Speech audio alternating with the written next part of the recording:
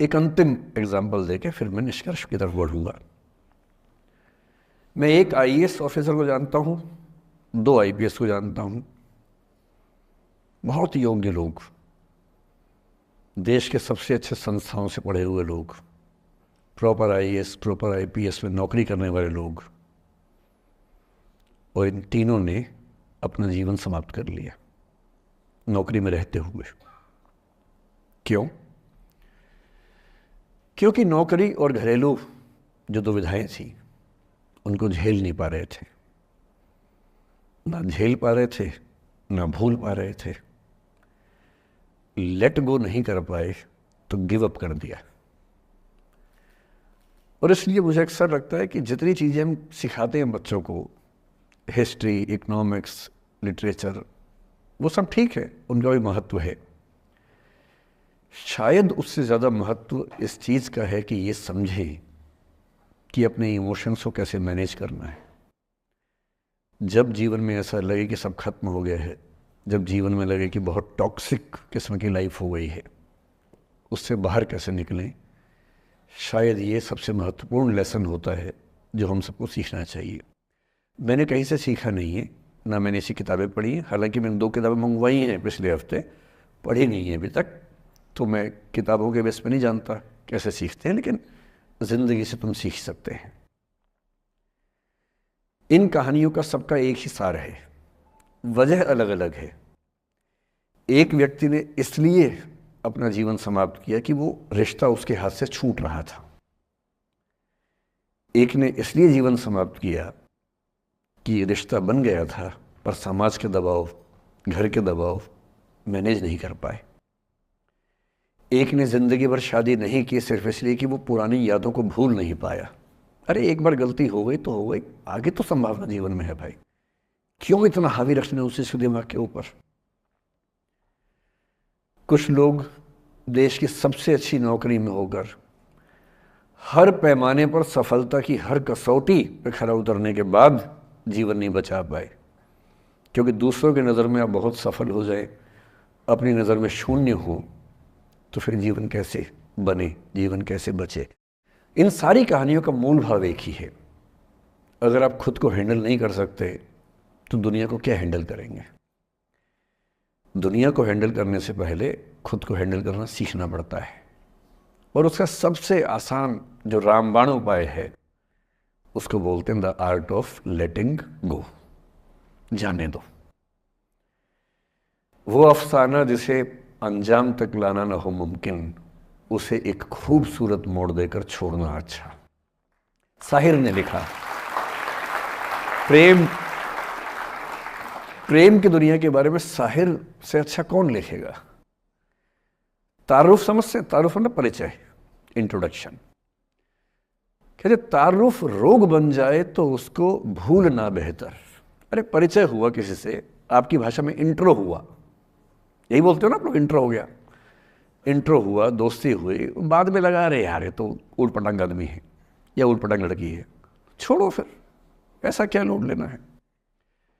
तारुफ रोग बन जाए तो उसको भूलना बेहतर, ताल्लुक बोझ बन जाए तो उसको तोड़ना अच्छा। वो अफसाना जिसे अंजाम तक लाना न हो मुमकिन, उसे एक खूबसूरत मोड़ देकर छोड़ना अच्छा। बस करना यह है कि खूबसूरत मोड़ देकर छोड़ना है, हाथ में तेजाब की बोतल लेके नहीं। और आज की पीढ़ी का ये समझना बहुत ज़रूरी है कि छोड़ना भी अच्छे तरीके से हो सकता है। तो मैं उस बात पर आऊँ उससे पहले थोड़ा संक्षेप में समझा दूँ। मुझसे कुछ बच्चों ने पूछा इस बीच में कि जितना आसानी से आप बोल रहे हैं, क्या सच में इतना आसान होता है? कैसे छोड़ें उन चीज़ों को जो मन पर हावी हैं, उन इमोशंस के टर्मोइल को, उन इमोशंस की इंटेंसिटी को कैसे मैनेज करें? क्या सच में इतना आसान होता है? आसान तो नहीं होता है। मेरी उम्र में आसान है, आपकी उम्र में आसान नहीं होता है। मेरी उम्र में क्यों आसान है? क्योंकि ये सारा खेल हार्मोन्स का है, ये सारा खेल केमिस्ट्री का है। हम सब दरअसल बहुत सारे केमिकल्स, जिनमें से कुछ का नाम हार्मोन्स हैं, उन केमिकल्स और हार्मोन्स के बहुत सारे इंटरेक्शंस के रिजल्ट हैं। इसलिए जब कोई बच्चा जैसे छोटे बच्चे हमेशा उछलते रहते हैं, पेरेंट्स थके रहते हैं, ये इन सभी केमिस्ट्री का परिणाम है, शौक का मामला नहीं है। आपकी उम्र जो होती है किशोरावस्था और युवावस्था की शुरुआती उम्र, मैं मान के चल रहा हूँ कि आप सब लोग 17 से 22-23 के बीच के लोग हैं, बच्चे हैं। कुछ तो अभी शादी भी नहीं कर सकते होंगे, वो वाले होंगे ना, लड़के तो नहीं कर सकते होंगे भी, 21 के कहाँ हुए होंगे, तो वो वाली उम्र आप लोगों की है। इस उम्र में इमोशंस का टर्मोइल, इस उम्र में इमोशंस का बिखराव इतना ज़्यादा होता है कि संभालना बड़ा मुश्किल होता है। जैसे जैसे आप मैच्योर होंगे, बड़े होंगे, बूढ़े होंगे, बूढ़े और मैच्योर काफ़ी हद तक समानार्थक शब्द होते हैं। बूढ़ा आदमी आमतौर पर मैच्योर हो ही जाता है, और जो मैच्योर हो जाता है उसको लोग बुढ़ा ही बोलते हैं, चाहे वो दोस्त हो आपका। तो मैच्योर होने के बाद मैच्योरिटी के कई लक्षण हैं, 10-20 लक्षण, उनमें से एक ये है कि आपके इमोशंस में इंटेंसिटी उतनी नहीं रह जाती जितनी बचपन में होती है। मसलन कोई आपका दोस्त आपसे कुछ खराब कह दे, आप 3-4 घंटे बेचैन रहेंगे, बार बार मैसेज टाइप करेंगे, फिर डिलीट करेंगे, फिर टाइप डिलीट, वो भी टाइप डिलीट चल रहा है। एक दिन हो गया बात हुए, ना वो पढ़ पा रहे हैं ना आप पढ़ पा रहे हैं, बेचैनी चरम पे है। अब इतना ही मामला है, नाक का सवाल है कि पहले कौन झुकेगा। सारे संबंधों में स्तर इसी बात से तय होता है कि पहले कौन झुकेगा, और जो एक आध बार झुक गया वो जिंदगी भर झुकता है उसके बाद। इससे लोग शुरू में बहुत केयरफुल होते हैं कि झुकना नहीं है।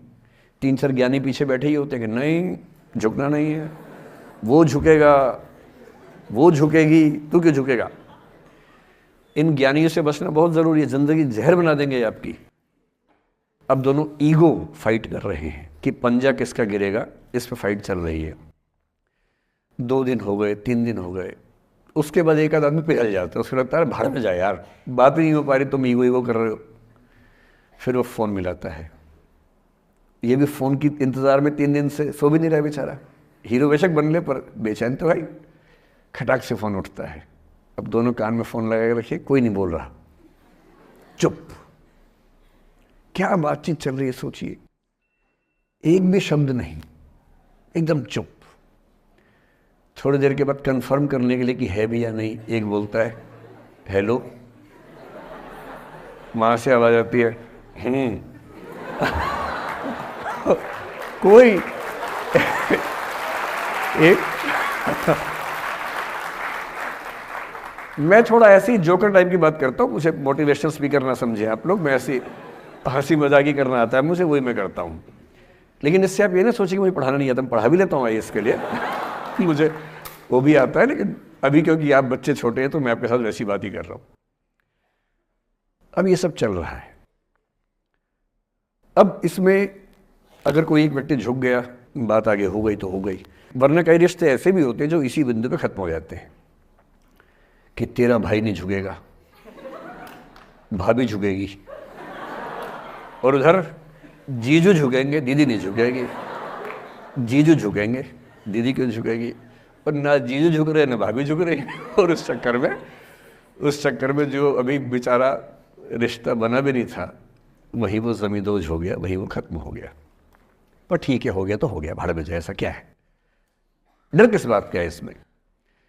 लेकिन मैं फिर भी आपसे कहूँगा, मेरी उम्र में क्या होता है, जैसे मुझे कोई फ़ोन करे कि मैं आपसे बहुत नाराज़ हूँ, तो मैं कहता हूँ अच्छा ठीक है, कल बात करेंगे। नहीं, मैं आपसे बहुत नाराज़ हूँ, मेरा दिल टूट गया है। मैं कहता हूँ देखो मुझे नींद आ रही है अभी, let me sleep, we will talk tomorrow, you just do one thing, write down all the points and we will discuss in the morning. When I come to office, you come to my cabin and we will discuss. Don't worry, I'll find out the solution for you. कह रहे हैं आप कैसी बात कर रहे हैं, मैं ना सो पा रहा हूँ ना मैं जाग पा रहा हूँ। तो मैंने कहा दैट इज योर प्रॉब्लम मैं तो सो भी रहा हूँ जाके, ये तो कोई दिक्कत नहीं हुई भाई। तो मैं तो ऐसा हो चुका हूँ कि दुनिया में कुछ भी हो जाए मुझे टाइम पे नींद आ जाती है, कुछ भी हो जाए। मतलब एक आध, अब जैसे मेरी माता जी की मृत्यु हुई तो मुझे नींद नहीं आई कुछ दिनों तक, ठीक बात है, नहीं आनी चाहिए उस समय, तब भी आ गई तो फिर इंसान और पत्थर में क्या अंतर बचा, सीधी सी बात है। But keeping aside those rare instances, कोई कुछ भी कर ले हमें तो बढ़िया नींद आती है। और मैं ये कहना चाह रहा हूँ, मैंने ये सीखा है अपने पिताजी से, और सीख सकते हैं इसको, ये केवल तुक्के की बात नहीं है, सीख सकते हैं। मेरे जो पेरेंट्स हैं, पिताजी और माँ, वो एक अनूठा कॉम्बिनेशन है।